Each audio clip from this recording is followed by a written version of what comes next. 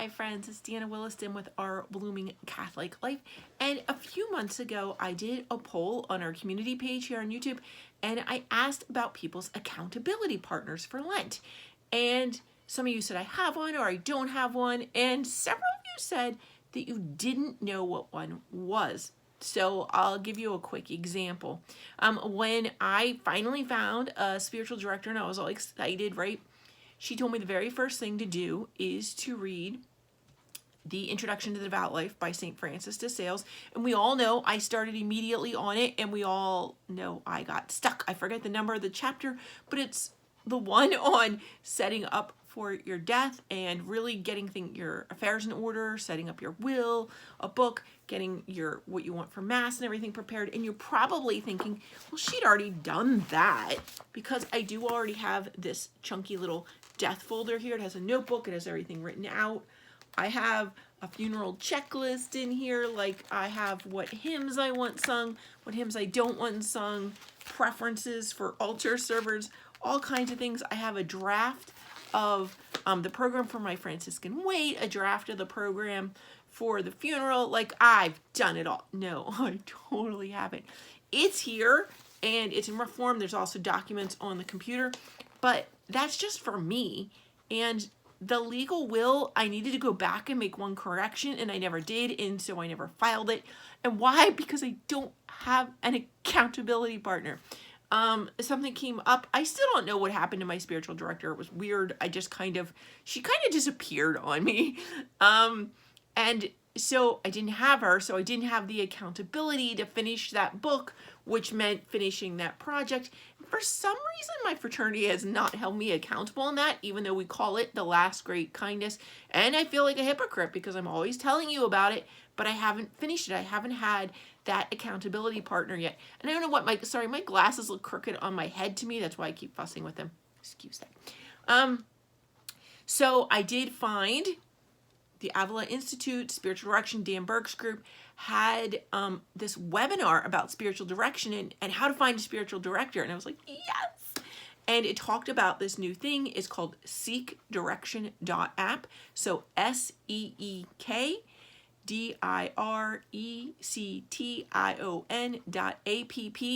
And it's kind of like a dating service for spiritual directors and clients, but it's not. Okay, so you answer some questions on your own. If you're a directee, looking to be helped, you fill out a little questionnaire on your preferences, as well as the directors who are looking to help people. Number one, they've been vetted by the service, so that's great right there. They've checked all their credentials and things, and it lets you know whether they can help people virtually or only in person, whether they are male only, female only, like all that is, they've filled out a survey as well. So they try to match you. So I got 3 people that it suggested. And it tells you if they're still accepting people. So I tried one, and she did reach out to me. It took some back and forth. Like, for some reason, my email was putting her email in my spam browser, of course, my spam folder, and so I wasn't seeing them. Whatever. We've got it all set up, so hopefully we'll get to meet virtually next week. And again, it's not like a real match service. I don't know how dating services work. I have no idea on that. But so it was a suggested fit. We back and forth with email. We decided to meet. And so then we're going to see if I'm a good fit for her and she's a good fit for me. But I'm hoping to have somebody to hold me accountable. So when a spiritual direction isn't like a spiritual teacher where she's going to tell me what to do. But if I say I'm going to do something, she's going to check in with me and say it. So she's going to mostly listen and say, hey, you may want to try these things, or I feel you're leaning in this direction.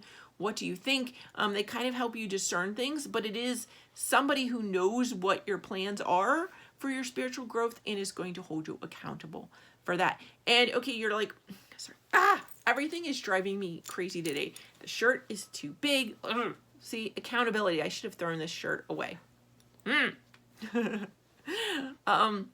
I do need to be held accountable. I've gone through my clothing twice, but this shirt's really comfortable. So it comes back in and it looks awful. Why am I wearing it?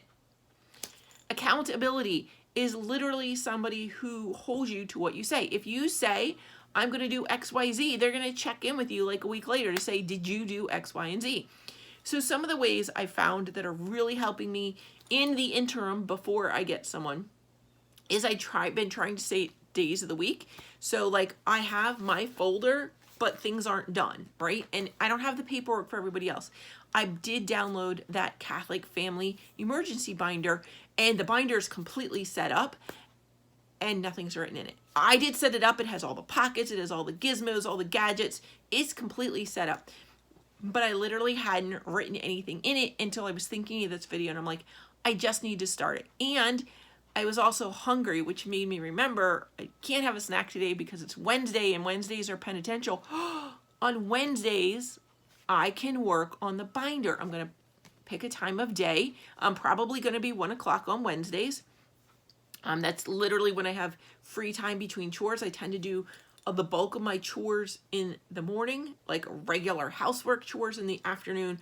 I try and do things like any work for the John Bradburn Memorial Society or my YouTube videos or whatever. So I'm like, okay, so Wednesday, from like 1 to 3, 1 to 4, I can work on that binder until it's done.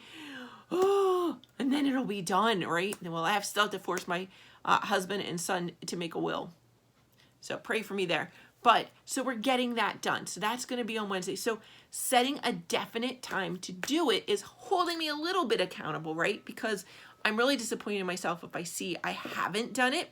I do well, we know, with a planner, but the planners only work. Sorry about that.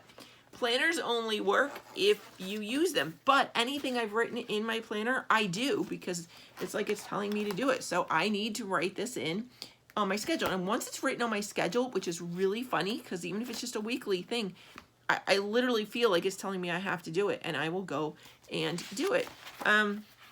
So that works for me. I don't know if it works for you. That's one of the reasons that I got the planner, the Happy Planner in the first place. The fancy cover is sitting over here next to me. For whatever reason, this year's planner didn't make it into the binder, but it's been open here at my desk and the dining room table almost every day. And that's a game changer for me too. Having it open here is very helpful, as well as upstairs by my desk. I have a calendar. It's funny because it's a Spanish calendar. And so I try to transfer as much onto that as I can. Again, I need a day of the week to go up and make sure everything from this one, which is easily accessible, gets to all the other calendars in the house. Why do I have calendars all over the house? Obviously, I have issues with accountability. And it's not that I don't mean to do them. I just get distracted. There's so much to do, right? So hopefully when I have a spiritual director, she will help keep me on the track with my spiritual life and say, hey, you set these goals for yourself last week. Did you meet them? And it could literally be anything, right? I'm discerning something right now. And so I'm like trying something out. And so as I'm discerning it, I'm trying it out a little bit, and I have to evaluate that on a regular basis. Am I keeping up with it? Is it too easy? Is it too hard? Am I seeing fruits from it? Is it something that seems like a good fit? Those are going to be questions that she's going to ask me because she's partly an accountability partner, right? And so I need to have ready answers. What is the advantage of having a spiritual director be your accountability partner? Well, they've been trained in it, for one thing. Also, they're not your best friend, because there may be things that come up that your best friend, as wonderful as they are, may involve them or people they know. And so that could get a little awkward. Again, my husband holds me accountable for all kinds of things, but there are some things it's just not appropriate for him to be in that role. It's like, who was it? Was it Father Wayman? He says, someone after a Women of Grace retreat, after Mass, he said, now before you all go, it's after Mass. I think we may have even sung the closing hymn and everything, but he was still standing up front. And he said, I want to speak to you ladies, honestly. You've had a wonderful retreat, and God bless you, and your husbands are going to be excited to hear about it. But maybe they aren't excited to hear about all of it in the first 5 minutes. you see them. Try and parcel out what you're going to say to them over time. Don't overwhelm them. They weren't here with you experiencing it. And you had a whole weekend to do this. They're only going to have the car ride home. Give them a breather. Give them a little bit. Take the time to reflect. Think, what do I really need to tell him now? What don't I? You really need to let that breathe. And so sometimes you can be super excited about it, and maybe your husband's not, and that's okay. Or maybe he just needs a little bit more time to digest it. So your husband may not be your best accountability partner for everything. Certainly for something, certainly for things around the house. I feel like I go around my husband the tour of what I did today. He doesn't necessarily need to see that. I need him to see that, which is a little weird too. Confessional here. That's a little weird probably on my part, maybe a little prideful. But I kind of want to get his feedback. Like, this is the project I did today. What do you think of it? And this video has been a lot on you probably as well. So I'm going to let you go, but I want you to really think about spiritual direction, because you can see I did follow the advice of my first spiritual director, but I got stuck. And without her, I wasn't going any further, partly because I was stuck and I didn't know why, and I couldn't get past it on my own. And again, spiritual directors have been trained in various schools of spiritual direction, and they may see it a lot quicker than you do. I think I really just saw my stumbling block today is, we had a little family emergency this weekend, and I realized the book's not done. I'm allergic to bees, and the book's not done, and bee season is now here. Way to go, Deanna, right? And I really thought about it, and I thought about my reaction to our family emergency this weekend, and I realized I am very good. I go into task mode when somebody is very sick or ill or just had a surgery, and I take care of a lot of this physical needs.